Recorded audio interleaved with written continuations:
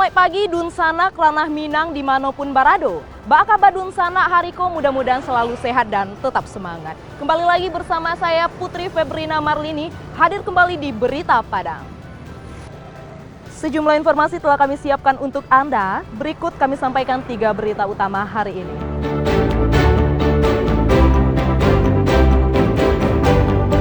Pelantikan pengurus KONI Pasaman Barat berlangsung ricuh.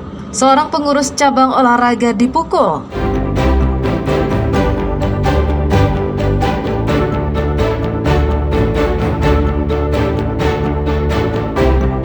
Badan Narkotika Nasional Provinsi Sumatera Barat menangkap 4 pengedar ganja.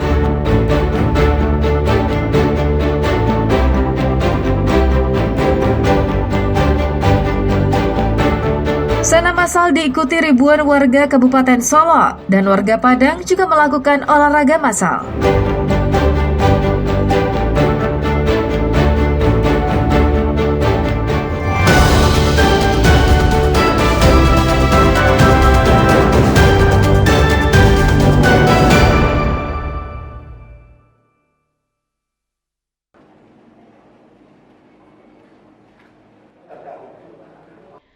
Pelantikan pengurus KONI Pasaman Barat di Aula Kantor Bupati pada awalnya berlangsung aman dan lancar.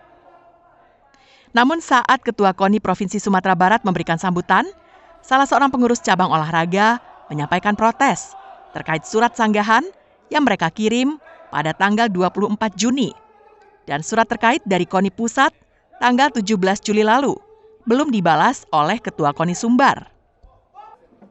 Yang melakukan protes adalah salah seorang pengurus dari salah satu cabang olahraga. Dia mempertanyakan surat sanggahan yang belum dibalas pengurus KONI Provinsi. Tak ingin acara yang juga dihadiri Bupati Pasaman Barat itu terganggu, polisi kemudian membawanya keluar dari ruangan tempat acara pelantikan berlangsung. Suasana kembali membaik. Kegiatan pelantikan terus berlanjut hingga selesai. Setelah kegiatan selesai, kericuhan kembali terjadi. Seorang pengurus KONI yang baru dilantik memukul orang yang melakukan tindakan protes tadi. Polisi yang berada di lokasi berhasil meredam suasana dan membawa korban ke kendaraan miliknya.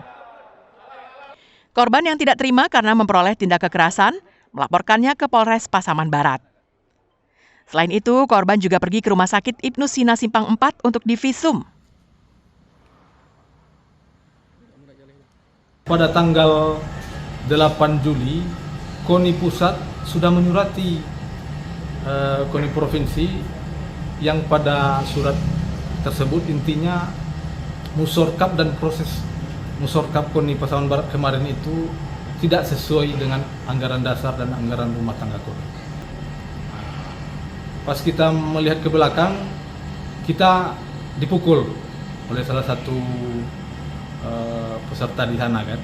Di sisi lain, Ketua Panitia Pelaksana Penyelenggara Pelantikan Pengurus KONI Pasaman Barat juga melaporkan balik ke polisi atas dugaan tindak pidana terhadap ketertiban umum. Terlapor disebut tidak mengikuti tata tertib dan susunan acara yang sudah disiapkan panitia. Beliaulah secara mungkin dia beliau sengaja ataupun karena di rondom acara kita tidak ada sesi laporan ataupun tanya jawab, diskusi, tidak ada. Karena sesuai dengan undangan, beliau itu akan sebagai undangan. Jadi di undangan itu sudah kita bikin rondom acara. Jadi beliau mungkin dia punya niat yang lain, ya seperti itulah. Karena dia tidak mengindahkan apa yang telah saya buat sebagai ketua pelaksana sebagai rondom acara. Beliau tidak mengindahkan apa tatib acara kita tersebut. Sementara itu, Ketua KONI Provinsi Sumbar, Roni Pahlawan mengatakan tidak mengetahui dengan jelas apa masalah yang diributkan. Roni Pahlawan membenarkan adanya surat masuk terkait keberatan yang diajukan. Namun menurutnya surat itu belum bisa dibalas karena masih dalam proses pengumpulan data. Kalau ribut-ribut, saya tadi nggak jelas apa yang disampaikan tadi, nggak ngerti apa yang disampaikan. Tapi intinya kan memang pada saat pemilihan itu wajar ada kekecewaan mungkin bagi kita. Tapi kan tempatnya ada. Bagi kami KONI bila tidak puas kan itu bisa diselayangkan Bayangkan itu bisa macam-macam. Kalau kita di olahraga itu namanya kebaki. Itu namanya Badan Arbitrasi Keolahragaan Indonesia. Itu ada di Koni Pusat, bisa disampaikan keluhan-keluhan tersebut. Sampai Senin siang, belum ada tindak lanjut dari Polres Pasaman untuk memproses laporan kedua belah pihak yang bertikai.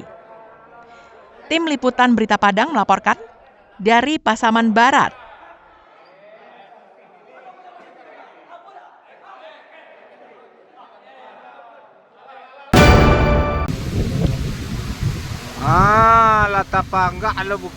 Kebakaran lahan dan hutan yang cukup besar terjadi di Bukit Gagoan, Kecamatan Junjung Sirih, Kabupaten Solo, yang menyebabkan lebih dari 100 hektar lahan terbakar. Besarnya lahan yang terbakar karena tiupan angin yang kencang, yang menyebabkan kebakaran semakin meluas. Tim Gabungan Pemadam Kebakaran, BPBD, dibantu tentara, berupaya memadamkan api. Setelah berjuang lebih dari 5 jam, api akhirnya berhasil dipadamkan. Sulitnya medan yang ditempuh menuju lokasi kebakaran, ditambah peralatan pemadam yang terbatas, membuat proses pemadaman berjalan lama. Meningkatnya bencana kebakaran hutan dan lahan di wilayah Kabupaten Solo membuat Badan Penanggulangan Bencana Daerah Kabupaten Solo segera berkoordinasi dengan Bupati Solo untuk penetapan tanggap darurat bencana kebakaran hutan dan lahan.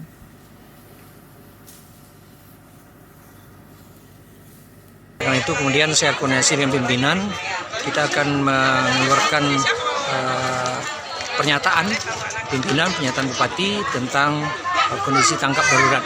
Alat ini yang kami miris, kita sudah laporkan ke pimpinan, mudah-mudahan dengan tanggap darurat ini anggaran BTT bisa kita manfaatkan termasuk pembelian alat ini.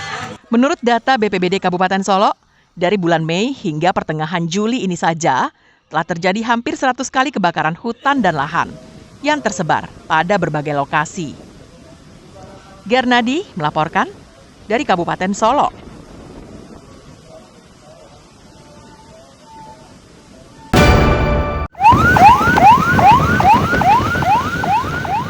Kebakaran lahan terjadi di Batu Batindiah, Kecamatan Lubuk Sikaping, dan di Ampang Gadang, Kecamatan Panti Pasaman pada hari Minggu. Mendapat laporan masyarakat, petugas pemadam kebakaran bergerak ke lahan perkebunan masyarakat di Batu Batindiah, Kecamatan Lubuk Sikaping untuk memadamkan kebakaran itu. Lahan perkebunan yang terbakar seluas 5 hektar yang ditanam coklat, pinang, dan serai wangi. Api berhasil dipadamkan 3 jam kemudian. Kerugian akibat kebakaran lahan itu ditaksir mencapai 50 juta rupiah. Dari Batu Batindiah, petugas pemadam kebakaran berpindah ke Ampang Gadang, Kecamatan Panti. Di sini, lahan terbakar seluas 1.000 meter persegi. Api hampir saja merambat ke rumah warga yang dekat dengan lahan yang terbakar. Berkat kesigapan tim pemadam kebakaran, api dapat dipadamkan 30 menit kemudian. Rumah penduduk juga berhasil diselamatkan. Di Batu Batindiah, Kecamatan Lubuk Sikaping, memang terjadi kebakaran areal lahan perkebunan masyarakat.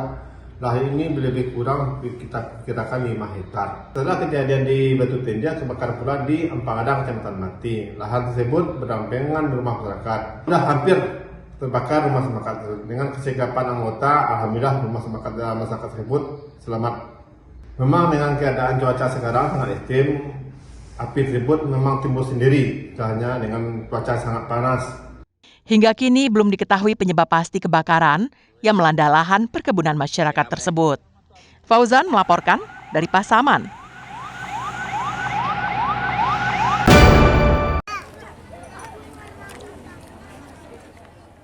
Sijunjung merupakan daerah yang multi etnis.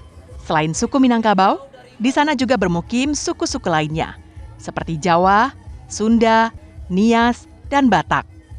Selama ini suku-suku itu hidup rukun dan damai di bumi Sijunjung.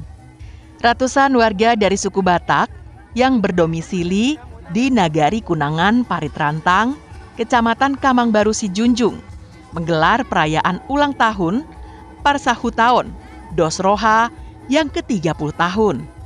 Ini adalah organisasi orang Batak yang tinggal di Sijunjung. Perayaan ulang tahun kali ini begitu istimewa, karena mereka memperoleh tanah hibah dari seorang wali nagari setempat yang menghibahkan tanah pribadinya kepada perkumpulan suku Batak untuk dijadikan lahan perkuburan. Tamu undangan disambut dengan tarian adat suku Batak. Mereka kemudian dipasangkan ulos sebagai bentuk kehormatan. Setelah itu dilanjutkan dengan menari bersama. Tradisi ini merupakan kegiatan turun-temurun untuk melestarikan budaya dan kesenian tradisional paguyuban warga Batak.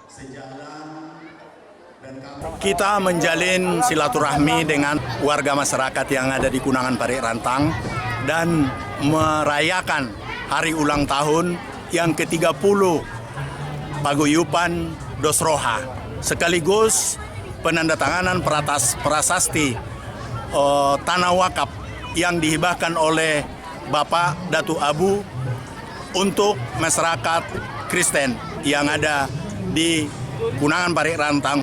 Bupati Sijunjung menghargai kegiatan budaya suku Batak ini sebagai simbol persatuan dan keberagaman. Dengan adanya tanah wakaf untuk areal pekuburan, warga Batak yang meninggal dunia tidak perlu dikirim jenazahnya ke kampung halamannya, tapi bisa dimakamkan di Sijunjung. Kabupaten Sijunjung dikenal dengan budaya yang sangat luar biasa karena kita dulunya adalah ekstransmigrasi yang dihuni oleh hampir seluruh etnis yang ada di Indonesia. Nah, pemerintah daerah hari ini hadir dalam rangka memperingati paguyuban atau perkumpulan dari Dosroha dari keluarga besar Sumatera Utara. Hibah tanah wakaf dari tokoh adat Minang kepada Batak di Sijunjung merupakan toleransi. Sijunjung sendiri bermukim lebih dari 800 kepala keluarga yang berasal dari suku Batak dengan lebih dari 2.500 jiwa. Eko Pangestu melaporkan dari Sijunjung.